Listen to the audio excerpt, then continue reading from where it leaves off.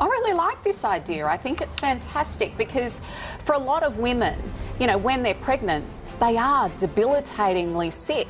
For me, I know myself, later in the pregnancy, I had really low blood pressure and I was up in Cairns one day and I fainted in the middle of the street and I woke up and there were all strangers around me. And at the time, I kind of took it in my stride. How would you police it at 6 weeks? Does the poor parking inspector have to come up and go, "Madam, could you prove that in fact you're pregnant and you haven't just eaten a big lunch?" Well, I mean, you it'd could be really say the awkward. same thing about disabled parking. There are always going to be people who are trying to rot the system.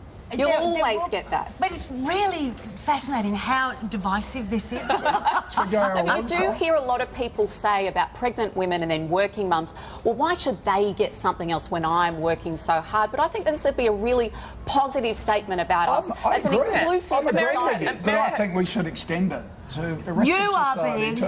You want that Ridiculous. spot. I agree. According to recent reports...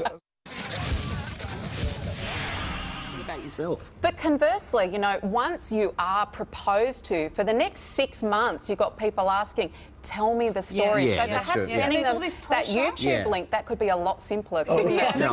You just give me look on my Facebook page. It's all there. It's all you need to know. Angelina, people who've been to war, too much of the time they don't want to speak about the horrors they've seen, the post-traumatic stress. Can you tell me why you chose to tell this story at this particular time? Well, I think at this particular time in the world, we have so much, there are so many ongoing conflicts, there is so much hate, there is so much violence, there are so many people with PTSD. This is 7 News Early Edition with Deborah Clay. Julia Gillard has made her first public appearance since being ousted as Prime Minister.